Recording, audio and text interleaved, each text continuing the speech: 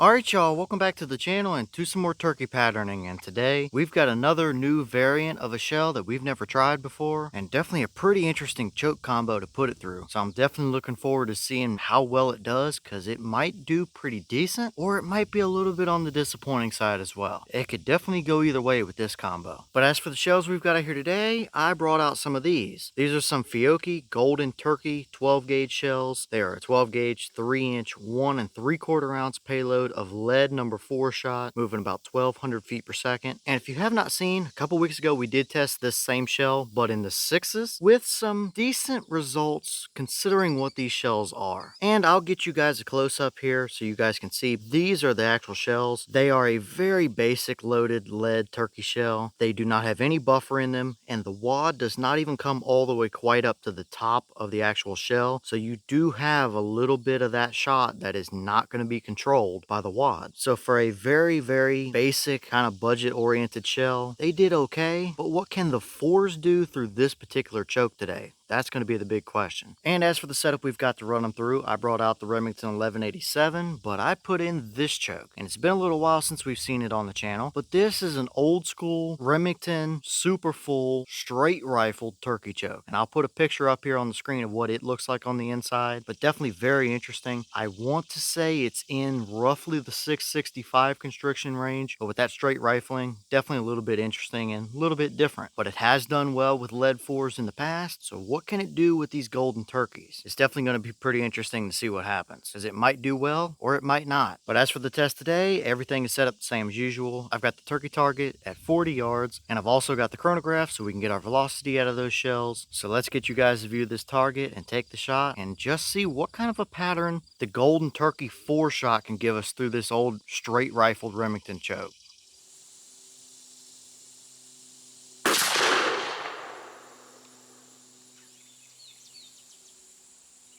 Okay, so that shell gave us 1225 through the chrono. The boss claim is 1200, so I'm saying out of that 28-inch barrel, we're pretty well exactly where we're supposed to be. And that low 1200s is kind of right where I'd like a lead 4 to be. So I'd say we're looking just fine as far as velocity goes up here. But what kind of a pattern did it actually give us down at 40 yards? Let's go check it out and see what we got.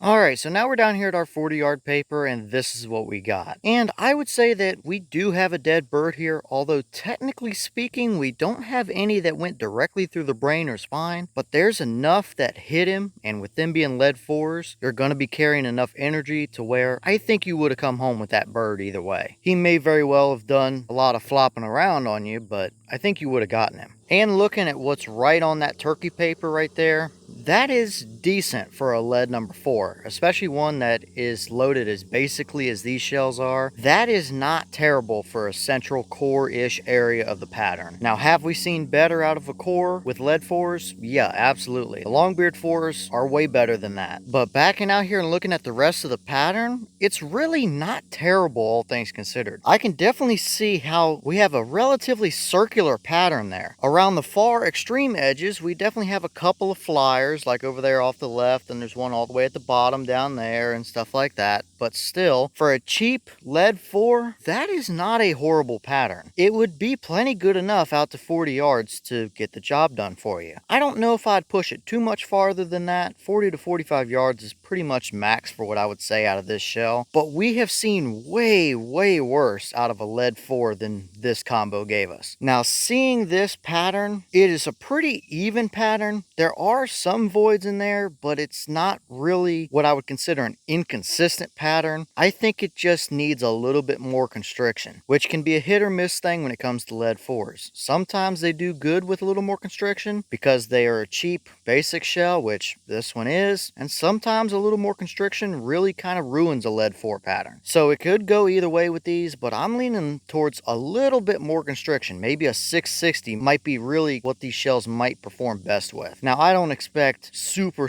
hot baseball tight cores or anything out of them, but that that is a very middle of the road, usable, decent pattern for what these shells are. And for that being at least a 25-year-old choke, if not more, with a very interesting design, I think it did okay, all things considered. So I'd say with the Fiocchi Golden Turkey 4s, we're off to a pretty solid starting point, and we can definitely work from here and tune these in a little better, I think. So not perfect necessarily, not the best number 4 pattern we've ever seen, but plenty good enough and a very good starting point. Okay, and here's the wad out of that shell, and as you can see, it kind of just looks like a glorified field wad. It's not quite the full length for a turkey shell. As you could see earlier, we did have some pellets sitting above the wad, which could be why our outer edges are just that little bit more open. But either way, for going through a straight rifled choke like that, it looks pretty much perfect. Usually that straight rifling snags a corner or puts a couple pinholes in something, but this one did very, very well. And I don't know if you'll be able to tell on this camera or not, but maybe you can kind of, yeah, in the glare up here, you can kind of see those real faint lines. That is from that straight rifling in that choke there. So surprisingly enough, although a very basic design wad, it did perfectly fine through that choke today.